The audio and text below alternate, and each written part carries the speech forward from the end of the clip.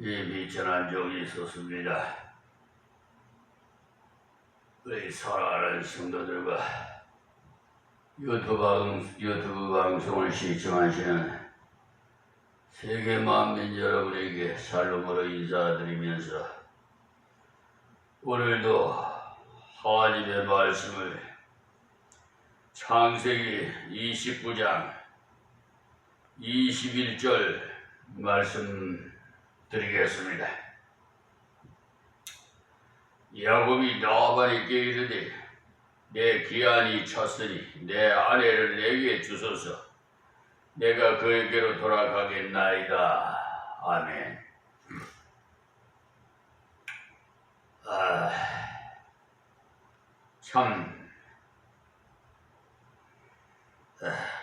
이 말이야말로 인간적으로는 정말 정당한 말이죠. 7년을 봉사하고 그 기한이 찼지만 라반이 결혼 시켜줄 생각을 안 하거든요. 그래서 야곱이 그 약속을 지켜줄 것을 요구합니다. 이때도 하나님의 뜻은 전혀 고려하지 않고 자기 권리만 주장했다는 사실이 불행한 것입니다. 왜냐? 외삼촌이 신속히 결혼시켜주지 않거든. 하나님 아버지 외삼촌이 약속을 이루어 주지 않으니 내가 들어가서 말씀드리고자 합니다. 이를 간섭하여 주옵소서. 기도한 후에 들어갔더라면 틀림없이 다른 결과가 왔을 거예요. 그런데 야곱은 계산에 빠르다 보니까 자기 생각이 앞섰어요. 그래 라반이 이때 지연작전을 쓴 것은 야곱으로 하여금 이 지연작전에 말려들도록 다급하도록 그래서 결혼하게 해달라고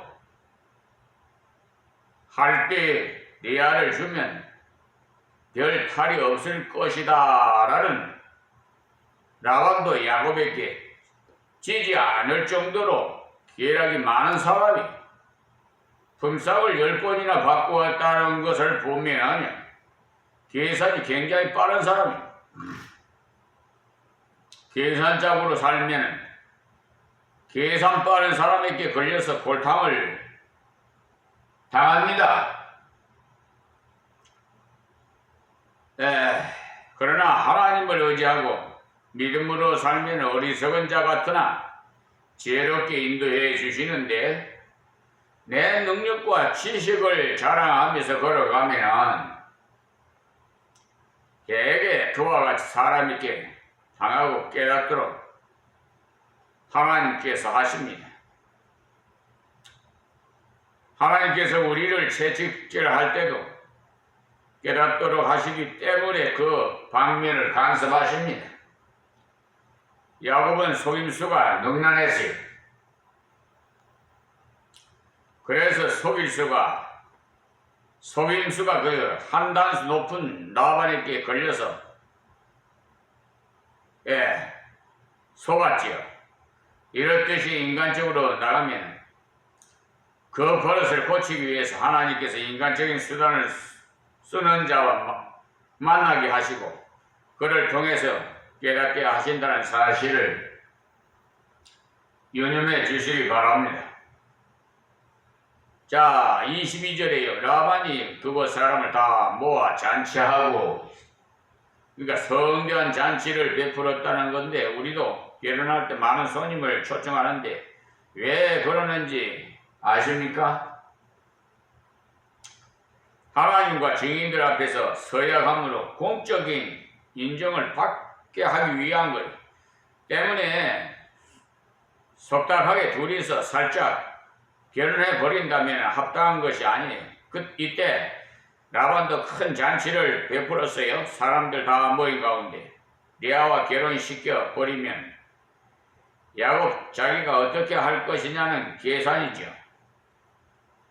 이러도 저러도 못하도록 하기 위해서 공적으로 소문을 내버리는 작용을 더하기 위함이 야곱보다도 더 단수 높은 라반의 속임수지요. 속임수가 발각되더라도 내가 이렇게 성대한 잔치를 배설했는데 네가 무슨 불평이냐 하면서 계산으로 계교를 부린 거죠. 야곱도 자기 아버지를 속이기 위해 계교를 잘 부렸어요. 그랬더니 라반이 계교를 잘 부려서 야곱을 속였어.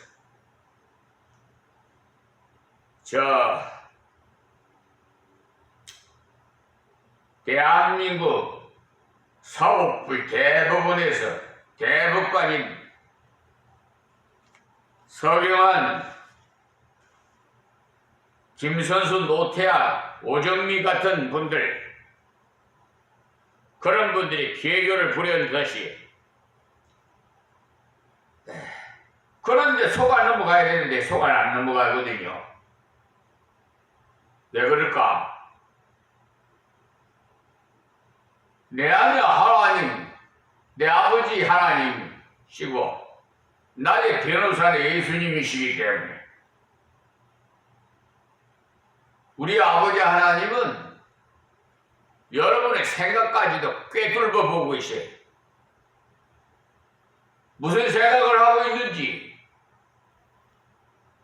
또 앞으로 어떻게 될지 우리 인생들은 한 치 앞도 모르는데 하나님은 다 알고 계세요. 예수님도 몰라요. 주님이 오실 날. 그러니 우리 하나님 속일 생각하지 마세요. 그리고 하나님 백성들, 특별히 저 사법부에 법관들은 정직해야 돼요. 평등, 정의, 자유, 뭐 때문에 대법관 그 건물에다가 슬로건을 붙여놨어요?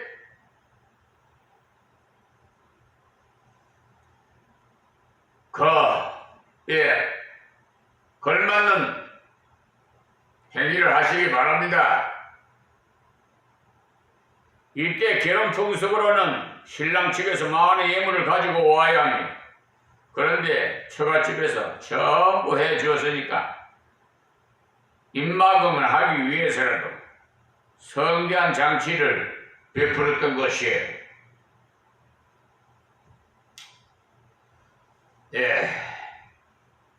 자, 저도 이런 계교를 부리해서 당한 접니다마는 사생활이라서 더 이상 말씀 안 드리겠습니다마는 그러니 하나님께서 딱 끌어버려 이렇게 만들기가. 자, 23절 저녁에 그 딸 리아를 야곱에게로 데려가매 야곱이 그에게로 들어가니라. 그러니까 우리나라에서도 화촉을 밝힌다고 말을 하죠. 유대 지방에서도 열처녀 비유를 보아서도 아시겠지만 그 나라는 너무 덥기 때문에 한낮에서는 잔치를 못해요. 그래서 오후 서너 시쯤부터 활동도 활발해지고 해서 잔치하기도 쉽습니다. 그때부터 잔치가 시작돼서 밤중이 되면 신부를 차일에 가리워서 신랑방으로 들여보내줍니다. 잔치에 온 손님들은 다 돌아가고 신랑 신부가 신방을 차리도록 하는데 원래는 둘째 딸 라헬을 주기로 약속해 놓고는 레아를 들여보냈어요. 라헬은 눈이 아름답고 아름다웠지만 언니 레아는 알력이 부족했다고 했어요. 이 사건을 인간적으로 생각하면 아무리 깜깜하고 또 야곱이 둘도 있었다 하더라도 언니인지 동생인지 몰랐다는 것은 이해가 가지 않아요. 판단하기 어려울 것 같지 않습니다. 그것도 한 집에 7년을 살아왔는데 외사촌간인데 그런데 라헬인 줄 알고 리아를 취했으니 사람의 머리로는 도저히 납득이 안 가지요. 야곱이 꾀가 많고 재주 많은 수단꾼인데 이토록 쉽게 넘어갔다는 사실은 하나님의 간섭이었다는 것도 알아야 돼. 그렇지 않고야 이런 일이 생길 수가 없습니다. 야곱이 아버지를 속인 것은 다시 한번 깨닫도록 해주시는 간섭이고, 또 리아가 배필임으로 하나님께서 리아와 짝지어 주셨다는 사실. 야곱 자신은 라헬을 사랑했지만 하나님께서는 리아가 합당한 배필이라는 것입니다. 그 때문에 얼굴만 보고 결혼하면 안 돼요. 신앙과 하나님의 뜻과 섭리를 따라 기도하면서 준비해서 결혼해야 되는 것이지, 야곱처럼 자기 판단대로 결혼하고자 하면 불행한 결과가 돌아와요. 자, 24절 말씀입니다. 라반이 또 그 여종 실바를 그 딸 리아에게 시녀로 주었더라. 아주 후한 일을 했다는 거죠. 그러니까 겉으로는 볼 때는 굉장히 알뜰히 돌보아 주는 것처럼 해서 호감을 갖도록 야곱으로 하여금 전혀 의심하지 않도록 했다는 것입니다. 25절에 야곱이 아침에 보니 리아가 라반에게 이르되 외삼촌이 어찌하여 내게 이렇게, 그러니까 이같이 행하셨나이까? 내가 라헬을 위하여 외삼촌께 봉사하지 아니하였나이까? 외삼촌이 나를 속이시면 어찌미니까? 이렇게 따져들지요. 아버지의 눈먼 것을 이용해서 속였던 야곱은 눈은 밝았지만 밤에 어둠을 통해서 속았으니 피장파장이라. 자기가 범죄한 그 방면에 하나님이 채찍이 일어났다는 사실. 이걸 보더라도 여러분, 남을 속이면 나한테 그 속인 것이 돌아와요. 그래서 인간들은요, 속이고 속고 그러고 살아가요. 하나님께서는 깨닫도록 하기 위해서 때리시기 때문에 알도록 때리시. 내가 아버지 눈먼 것을 이용해서 속였더니 나는 눈 뻔히 뜨고도 속았으니, 하나님이여 아버지와 형님을 속였더니 나도 이렇게 속는 결과 왔으니 이제 어쩌면 좋겠습니까? 어떻게 해야 하나님께 기뻐하시겠습니까? 이렇게 하나님께 나가서 의논했더라면 하나님께서 리아로 만족해라. 또 다른 여자 곧 라헬을 취하려고 하지 말고 리아로 만족하고 하나님의 뜻을 순종해서 걸어가라고 틀림없이 하나님께서 인도해 주셨을 거예요. 그런데 성깔이 올라와가지고 당장 외삼촌과 따져들었어요. 라반의 속임수를 얼마든지 미리 알 수 있었을 것도 같은데 속아 넘어간 것은 하나님의 간섭. 이럴 때 하나님께 전혀 굴복했더라면 좋았을 텐데 자기 고집대로 행했기 때문에 허황된 결과가 오고 말았어. 이럴 때에 사람이 온갖 재주로 연구해도요, 하나님께서 은혜 주시지 아니하면 허무한 결과만 남는다는 사실을 아시기 바랍니다. 이때 하나님께 기도하고 의지했더라면 그 다음부터는 실패하지 않도록 인도해 주셨을 텐데 이때도 계산적으로 공격을 했습니다. 자, 26절입니다. 라반이 가로되 형보다 아우를 먼저 주는 것은 우리 지방에서 하지 아니하는 바이다. 무슨 말이냐 하면은 가나안에서는 동생을 언니보다 먼저 시집 보내는 경우가 있는지 몰라도 우리가 사는 이 지방에서는 그런 법이 없다. 순서가 있는 것이지 언니를 두고 동생을 먼저 보내는 법은 없구만. 네가 자꾸 결혼을 하겠다고 하니까 어쩌겠나. 우리 풍습대로 형을 준 것이니까 무엇이 그리 내가 잘못했느냐. 이 말이죠. 아주 능글능글한 대답입니다. 라반은 풍습을 핑계 삼아가지고 고의적인 속임수를 사용해서 다음 주에 보면 그렇게 원통하거들랑 7년을 더 머슴 살고 라헬도 취하거라 합니다. 결혼을 한번 하기 위해서 14년을 머슴 살이래. 다음 27절에 이를 위하여 7일을 채워라. 우리가 그도 내게 주리니. 그러니까 네가 그를 위하여 또 7년을 내게 봉사할지니라 그랬어요. 그 첫날은 결혼식만 하지만은 잔치는 오랫동안 합니다. 그래서 그렇거든 이 결혼식이나 끝내고 보자. 그때 다시 동생을 주마. 이렇게 되었어요. 라반은 잔치의 잘못을 인정치 않고 딸 둘을 다 줄 테니까 또다시 7년을 더 봉사하라고 요구했어요. 이럴 때 야곱이라도 깨어 있었다면 하나님께서 야곱을 간섭하셔서 올바르게 인도해 주셨을 거예요. 그런데 야곱은 영적인 눈이 어두웠기 때문에 외삼촌이 말한 대로 따랐습니다. 다음 28절에 야곱이 그대로 하여 그 7일을 채우며 라반이 딸 라헬도 그에게 아내로 주고 그랬어요. 세상적으로도 좀처럼 있기 어려운 결혼을 야곱은 했습니다. 육정을 따라 결혼을 하다 보니까 이런 결과가 와서 야곱의 가정은요 불화의 연속입니다. 하나님 앞에 무엇이 잘못돼서 이런 결과가 왔을까? 이것을 찾아서 회개해야만 해결을 얻을 수가 있는 것이지. 어떻게 하면 내 생각대로 이루어지도록 행할까? 수단 방법을 가리지 않고 목적만 이루려고 하다 보면 점점 더 죄악으로 빠지고 만다는 사실을 기억하시기 바랍니다. 다음 29절 라반이 또 그 여종 비라를 그 딸 라헬에게 주어 시녀가 되게 하며 30절에 야곱이 또한 라헬에게로 들어가고 그가 레아보다 라헬을 더 사랑하고 다시 7년을 라반에게 봉사하였더라.